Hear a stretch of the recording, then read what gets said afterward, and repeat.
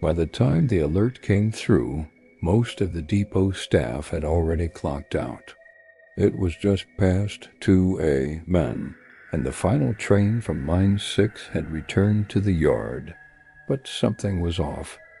The log showed no arrival of the conductor. The driver ID had not been scanned, the emergency brake hadn't been triggered, and more strangely, there were no passengers listed on the final stretch from the central station to the depot. The train simply arrived, doors sealed, systems still powered. Maintenance ignored it at first. Late-night glitches weren't uncommon, especially on the older Siemens models.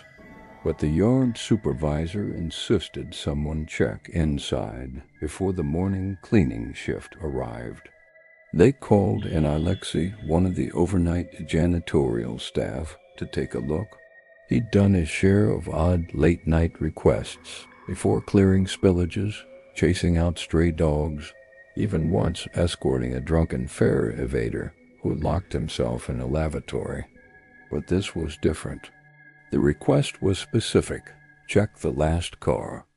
The train sat on track 17, dark but not entirely dead.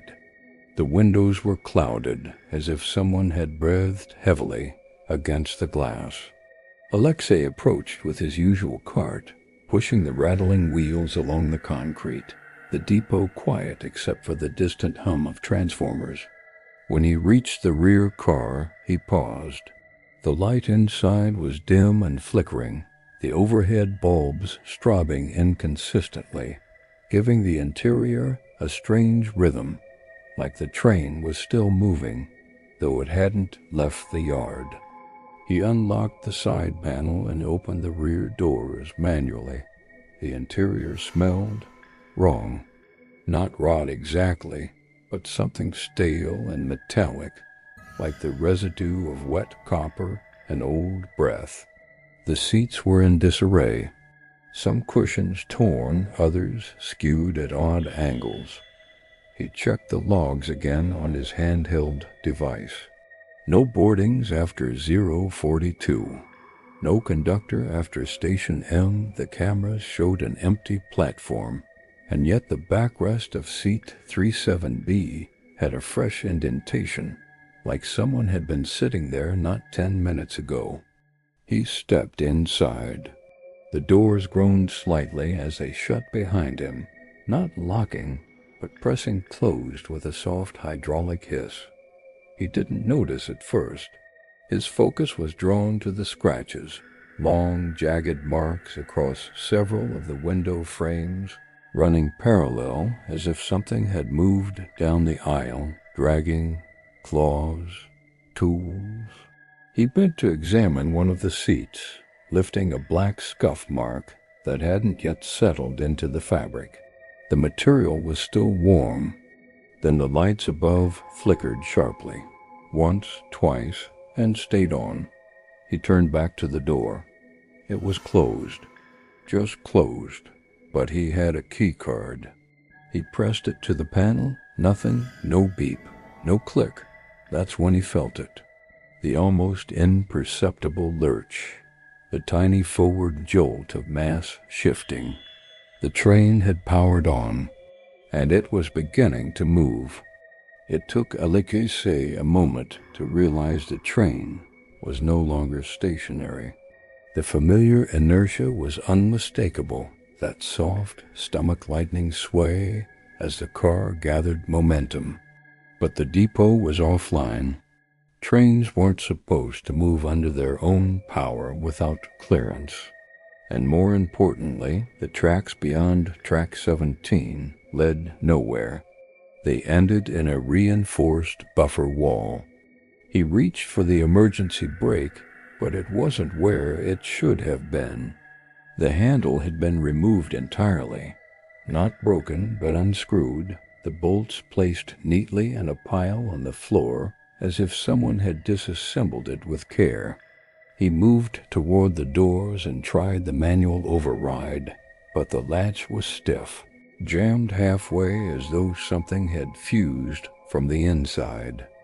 Outside, the lights of the depot began to vanish as the train moved past the far barrier, the one that hadn't been used since the 1980s. A tunnel, long sealed and listed as decommissioned, passed beyond that barrier. Yet here it was, open, lit, active.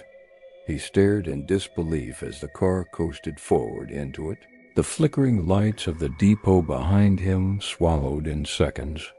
Inside the tunnel, the air changed. The temperature dropped rapidly. Condensation crawled across the windows. The train passed through tight curves, narrower than standard gauge. The wheels groaned softly, metal on metal, but the sound was distant, like it echoed through deeper, older tunnels beneath. There were no schedules for this route, no maintenance logs, no record of it in the blueprints. Yet the infrastructure was there, pipes bolted into the ceiling, electrical boxes blinking faintly, and an occasional maintenance walkway visible through the window. Empty, dark, but present. He moved between the cars, hoping to find a manual radio, a conductor's panel, anything. But each car was slightly different. In one, the overhead ads had been torn away, revealing wall-papered interiors from decades ago. In another, the seats had been rearranged haphazardly, some facing backward, others stacked atop one another. One car was entirely empty, stripped down to bare metal walls as if gutted. No equipment, no insulation, just exposed steel and the smell of old water. As he passed into the next car, he paused. Something felt off. Not just the silence that had long since deepened into something oppressive. It was the sense of weight, of being watched. There were no passengers, no reflections, no movement. But when he glanced down the aisle, he could just barely make out a shape in the very last row. Not moving, not clear. Just a dark blur like a coat draped over a seat.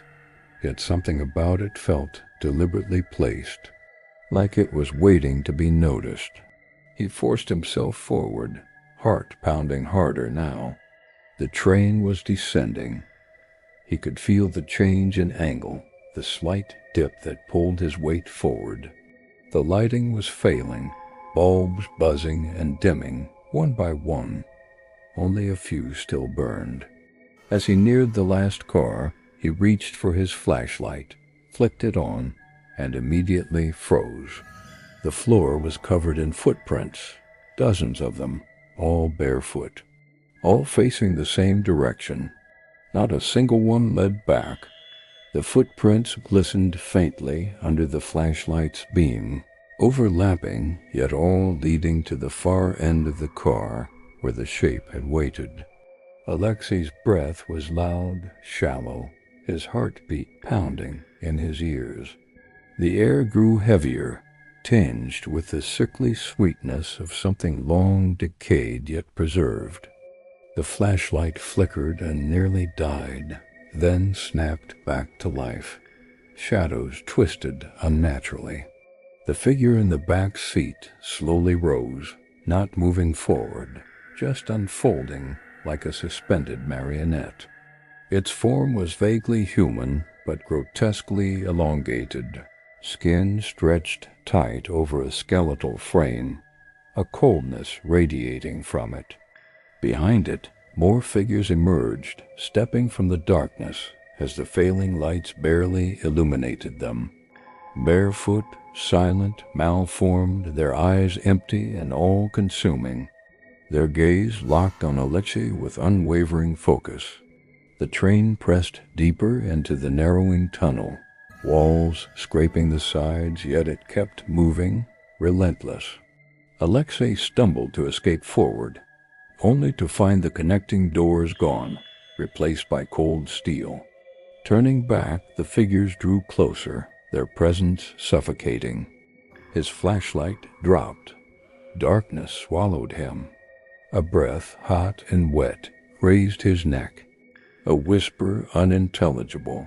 a sound just beyond understanding.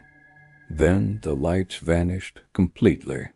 At dawn, the train sat empty at track 17, powered down, doors sealed tight. No record of movement or door activity after 2:12 a.m. The system showed a new manifest. 25 passengers, all marked awaiting departure, including Alexei, ID unconfirmed.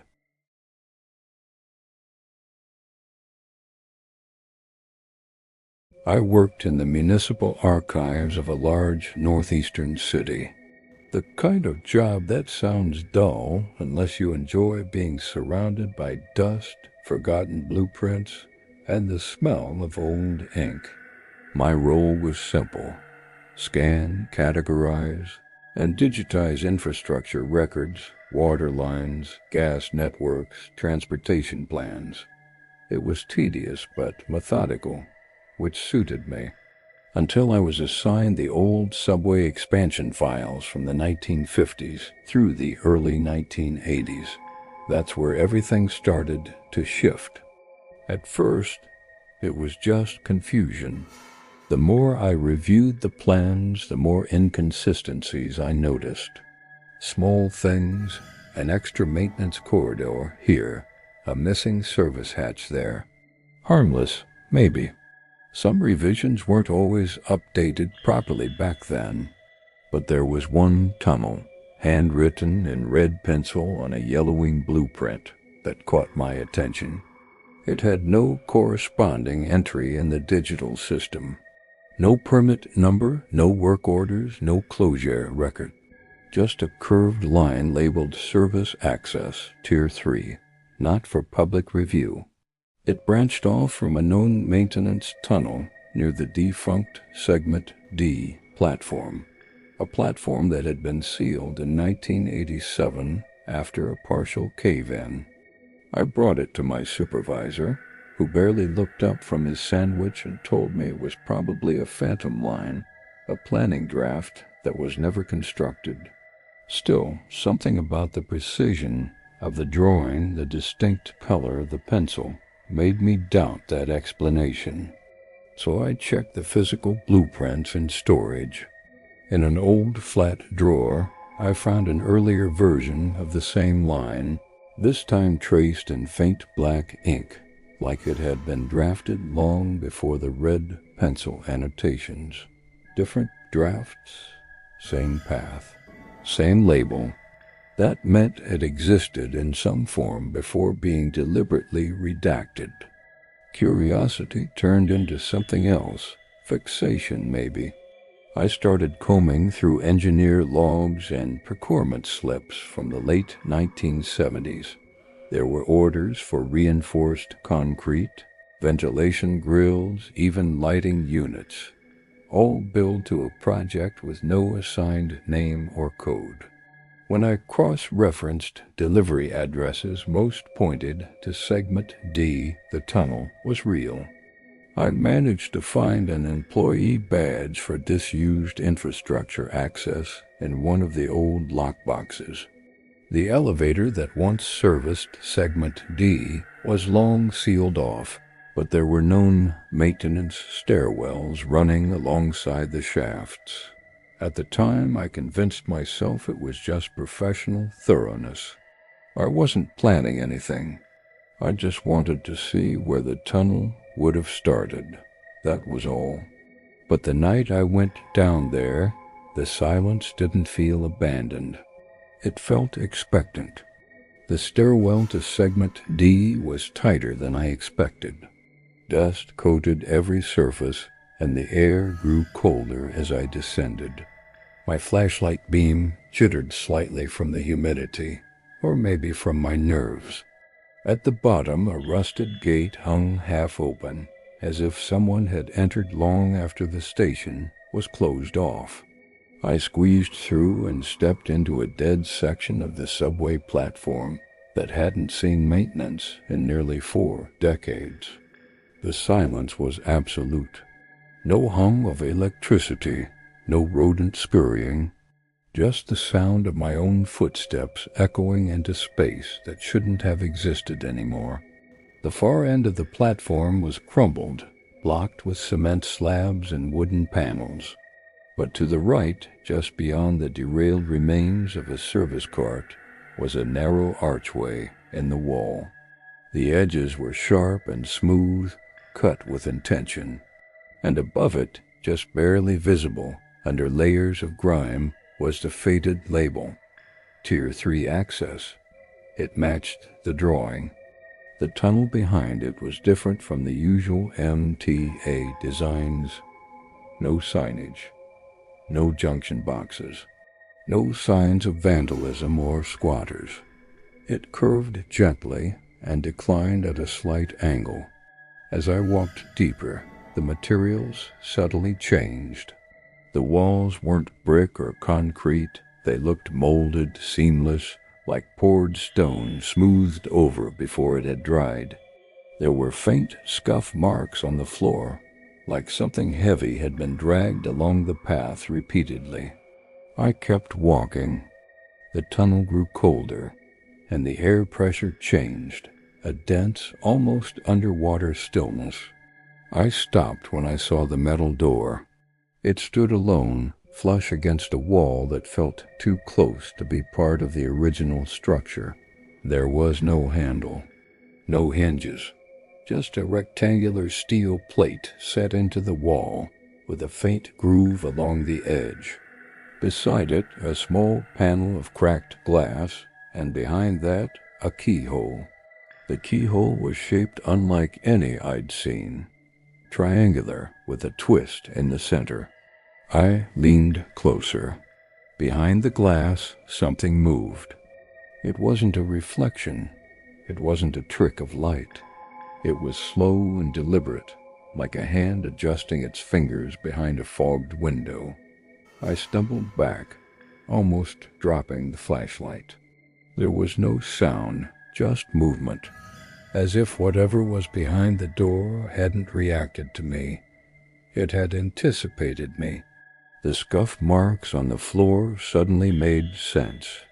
They weren't from something being dragged in. They were from something being dragged out, repeatedly. I turned and started back toward the archway. Halfway through the tunnel, the temperature dropped so suddenly that I could see my breath. My legs felt stiff, not from cold, from something heavier, like walking through syrup. My flashlight dimmed, slightly flickered. Then the sound started. It was barely audible at first. A pulse, distant, rhythmic, mechanical, not an engine, not a machine, more like breath. A deep, massive inhale that paused, then exhaled through the entire tunnel system. I didn't look back. I walked faster, then ran. By the time I reached the platform again, the air had gone still, but the silence wasn't empty anymore. It was watching. I didn't tell anyone what I saw.